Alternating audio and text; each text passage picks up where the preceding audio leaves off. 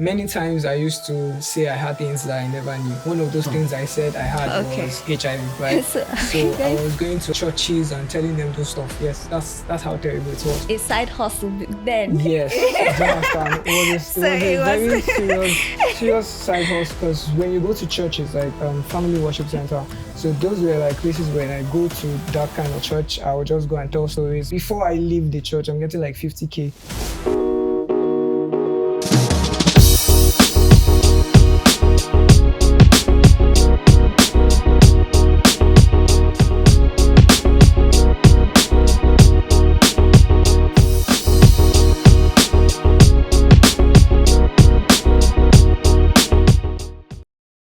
Hello everyone and welcome to Trend Talk, where yesterday's buzz becomes today's conversation. Where we take you around the world of social media, bring to you the most trending local and international news, educate you on what you need to know, the information that you need to know, and not leaving entertainment out of it.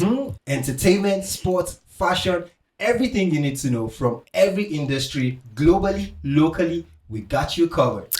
And on this episode, we have a special guest. So today on Trend Talk, ladies and gentlemen, you know we're always bringing you what's trending. And our guest was trending just last week on Tunde Ednot's blog. We're talking about none other than Mr. Chika Wonder, known as the HIV man on TikTok. And he is a very, very serious HIV activist and advocate.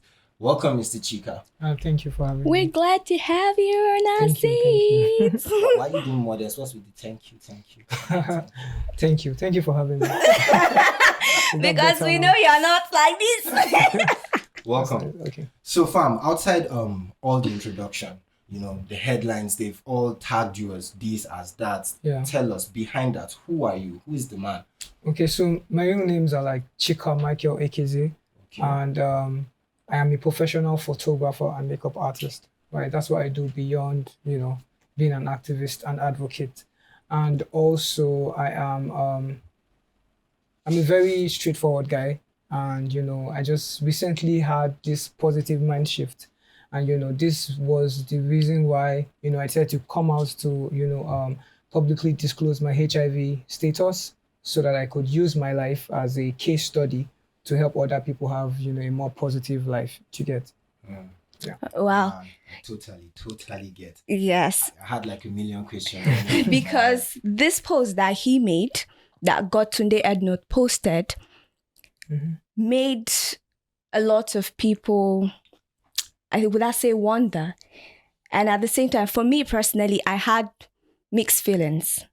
That of sympathy, and again, seeing his bravery, because it takes a lot of bravery and courage for someone to post such thing. He said HIV is real, just in case you missed that post. He said HIV is real and I have it, right?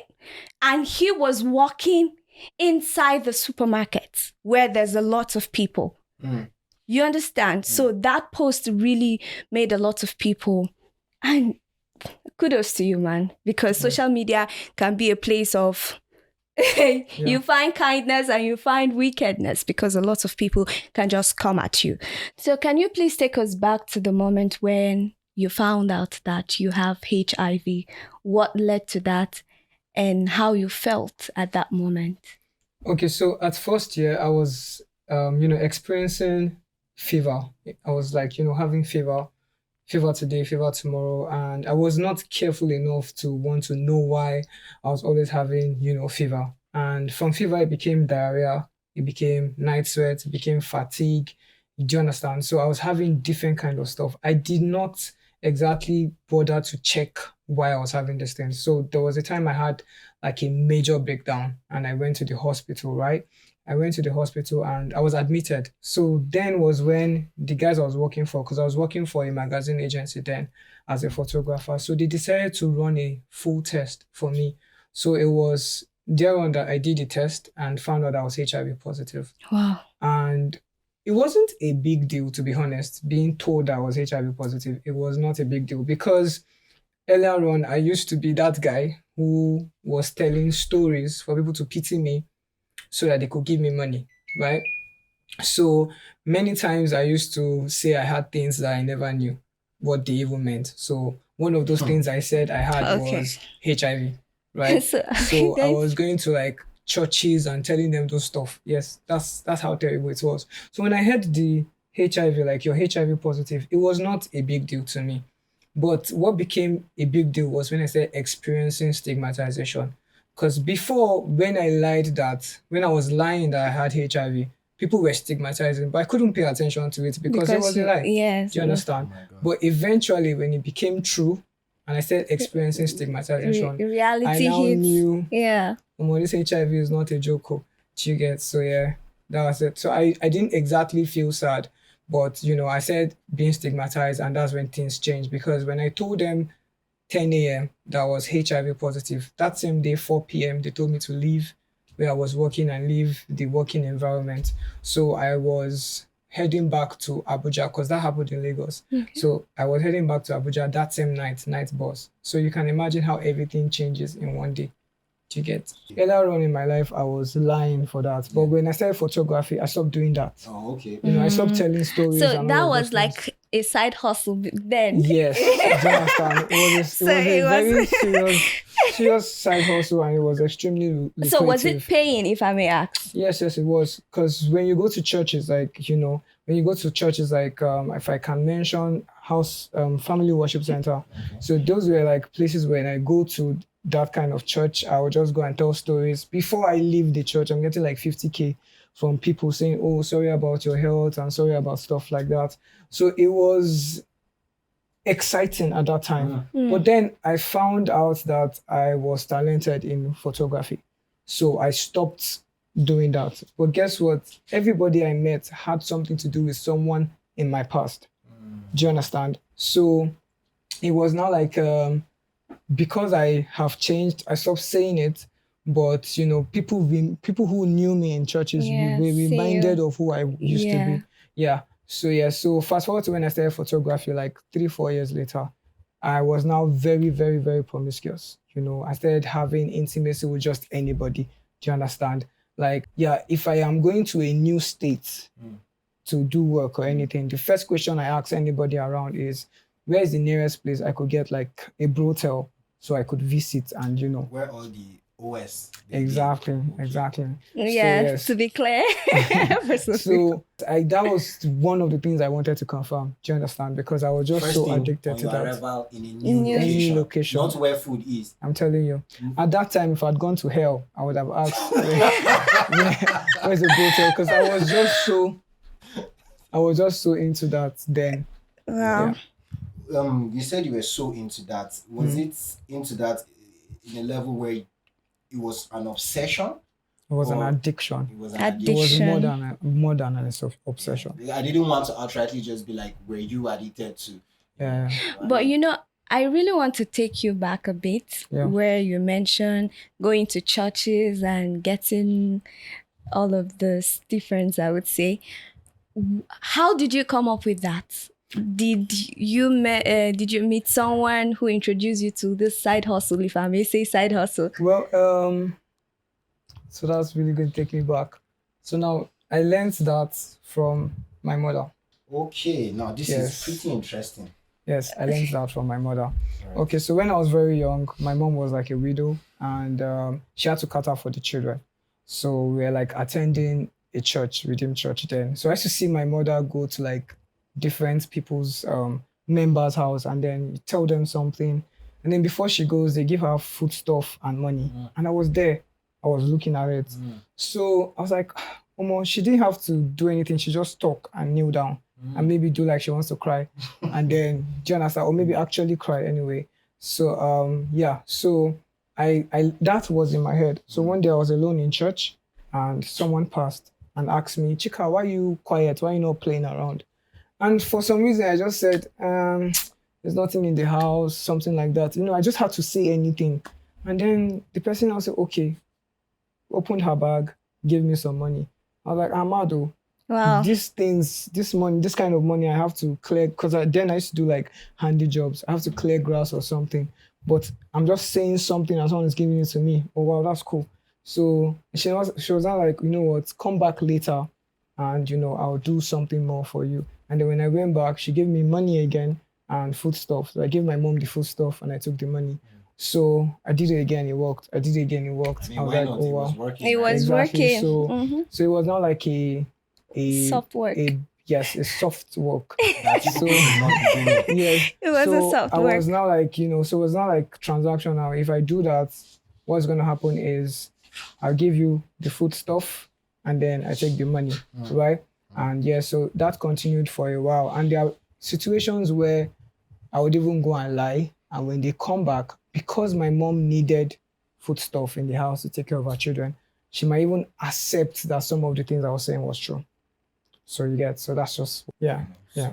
I am now feeling like I should apologize for asking that question, but then So that's fine. Since you started your advocacy, Yeah. which we'll get back to why you started that, but since you started your advocacy and activist movement for HIV, have you been able to collaborate or partner with any organization or industry? Or I have tried collaborating with a lot, like Okay. especially NACA, the National Agency for the Control of AIDS. I've been there, so like I think twice, and it was not fruitful at all. The first time I was there, I think I was left outside for like 4 hours, outside the sun. I was trying to get in. what was their excuse Um, for so like keeping you for 4 hours? I don't exactly know why they did that, but I was trying to hustle to find, to get to talk to someone. So how I got to NACA was that I went to a secondary school because I wanted to reach out to the students,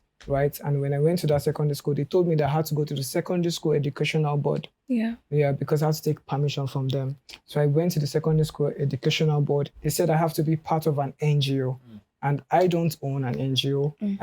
I'm not part of any NGO. So I was not like, okay, so how can I do this? So somebody said, you know what, go to NACA. Since you're a strong activist on TikTok and all of that, when NACA sees you, they should naturally be interested in wanting to work with you. I was like, you know what, okay, I'll do that. So that same day, from going to the school to the educational board, I went to NACA that same day. And I was kept outside for a long time. They told me that, okay, so they told me that I was supposed to, send an email or something. And I already done that like several times before and no response. Do you understand? So I waited there for a long time until I met someone who was working there that came outside, had to talk to the person, right? Had to do a lot of convincing. That is when he told me, you know what, come in and I'll direct you to someone. Good. So what happened was I made a call. I was on live. So somebody who was on live with me, like, right? Live Now on give me, TikTok. yes, live on Okay. TikTok. So the person now gave me a number to call. So I called that person. That was when he asked me to come inside. So it was someone from even the TikTok live that gave me one of Okay, the so- director's number. sorry to interject. You were in the office Yeah. Yes. when you started the TikTok live. Yes, I was there. Okay. Everything happened. Like when they did not even let me in, Mm. I was there for a long time on TikTok live. So there were people who witnessed everything that was happening. Okay. Right. So it was someone, a particular doctor that used to attend my live stream that would be like, Chika, you know what? Let me give you this number. Call this person and he would tell you to come in. So that was how I got in. So yeah. If I didn't have someone who gave me a number of some sort of director, there's no way I would have gone in. And you see, NACA, like the meaning is national, is NACA, yeah? National Agency for the Control of AIDS. I mean, for someone who is HIV positive and interested in advocating, I don't think it should even be kept outside for like 2 minutes Yeah. because of the intention, right? So yes, so it was funny. But So this leads to my question on why did you decide to speak publicly? Yeah. okay, Yes. so the reason why is because the spread of HIV is increasing drastically every single day. And HIV is closer to you than you think. Do you understand? Now, we are all either infected with HIV or affected. So I am infected, but both of you are affected somehow. You know why? Because you know me.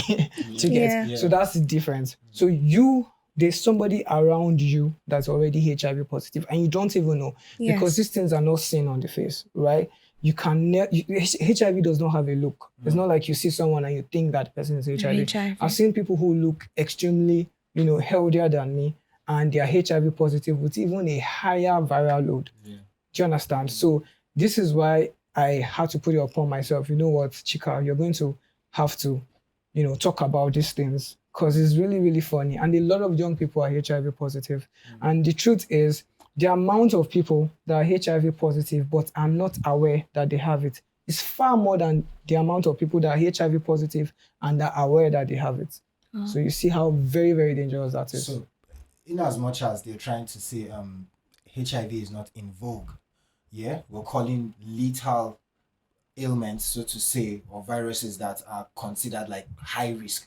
The people are trying to say HIV is not, but then according to you, it's on the rise rapidly. Yes. It And the is. infection is spreading faster. Yeah. It is. Yeah. Meaning people need to get tested more often. Exactly. Because the truth is, some people think that until you start to experience some kind of health challenges is when you should bother to, check your HIV status. Yeah. But that's not exactly true because you can have HIV for years and not even know, right? HIV can actually be in your body and stay dormant for years. Wow. And in that period of staying dormant, it can become full-blown AIDS if you are not on your medication. So that's why we're always advising that, you know what, try and go for your HIV status, HIV test, and know your HIV status. It's very, very important, right? Really, really important. Yeah. Yeah.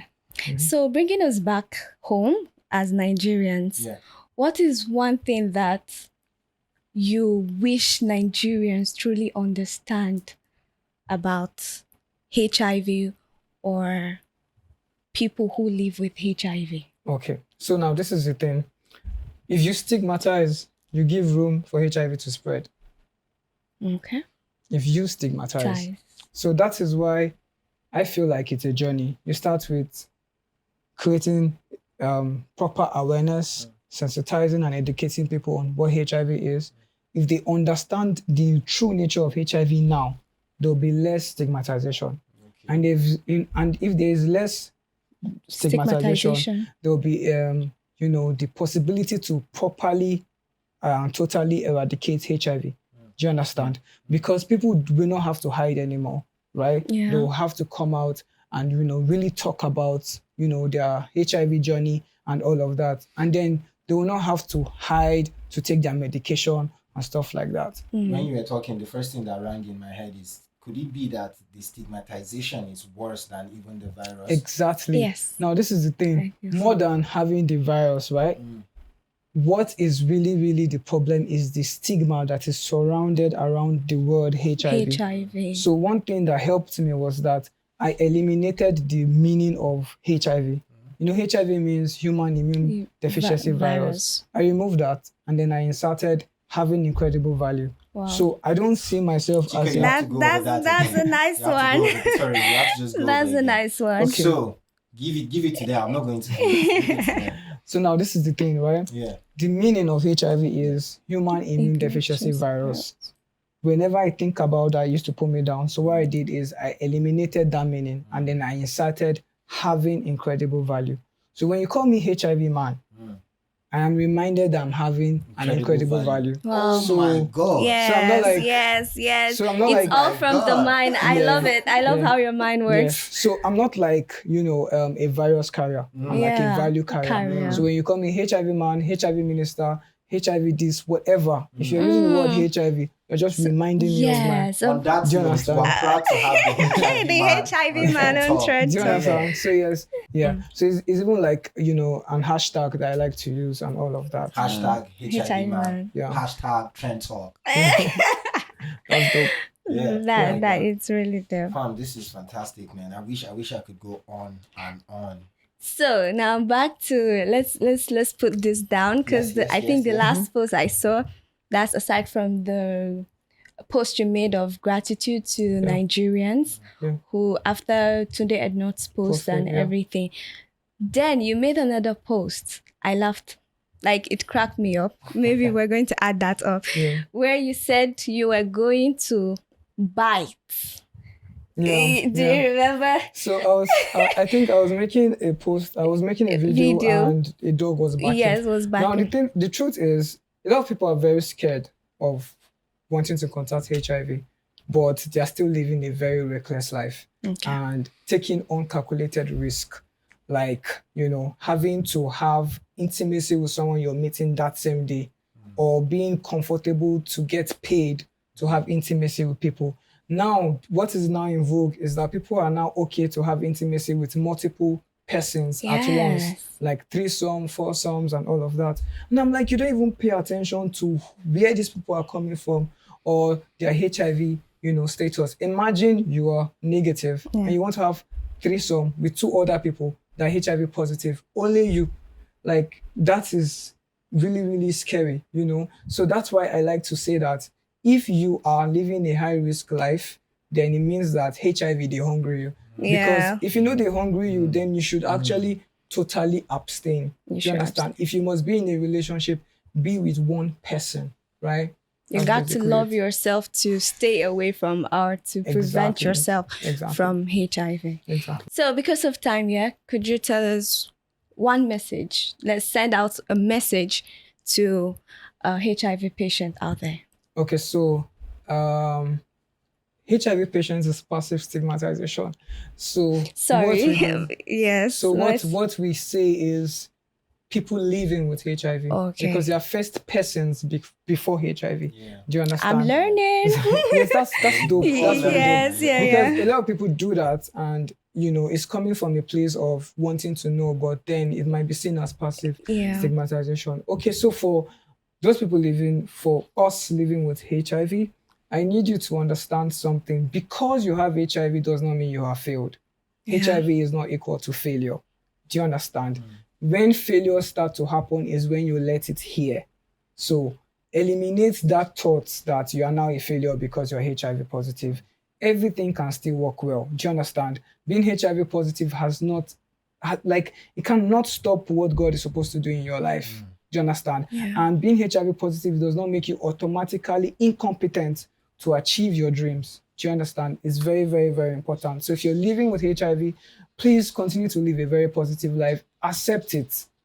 HIV has come. Just accept it. Embrace yourself, right? And, move forward and try to build a better personality for yourself. One of the things that HIV is going to help you do is it's going to bring you in tune with a better, segment of yourself that you never knew you had. Do you understand? Because if you had told me like last year, 1 year ago, that I'll be doing this, I'll be like, it's a lie. But accepting my HIV status, right? And, deciding to move on has really helped me. Oh my God. Thank you so much. So much to process, man. Yes, we're so happy to have you here with I us. want to say another thing. Okay. Three things that I need every person living with HIV to confirm is that you have your right, your responsibility, and a crime if you ever get to commit that crime. So your right is you have the right to choose to disclose your HIV status to anybody of your choice. It is your right, right? But if you are in a relationship and you have a partner or you are, married, it is your responsibility to tell your partner about it. Yes. Right? It is solely your responsibility. Then if you're someone who, you're HIV positive, you are not on your medication, and you have intimacy with people without protection, with the intention of wanting to infect them, it's a crime and you could be persecuted for that. Yes. Thank you very much. Thank you so very much. I know that we've learned so much from you, and I hope you also did. That'll be all for this episode. We'll catch you guys on the next episode. My name is Jamal Daniels. I'm Lisabel with the bells, and I'm sure that will ring a bell. And what did you just say? What is ring a bell? Oh my God. Okay, let me say it. I'm Lisabel with the bells. Okay. And I'm sure that will ring a bell. Oh wow, that's mad. Isn't It rings a bell, right? That's nice. Yeah. So that's his So bell. I'm supposed to do my own, right? Yeah, it's I'm Chika Wonder with HIV. the mouth That's fine. with so much wonder. Thank you so much, my people. Yeah. We'll see you guys in the next episode. Thank you. Bye.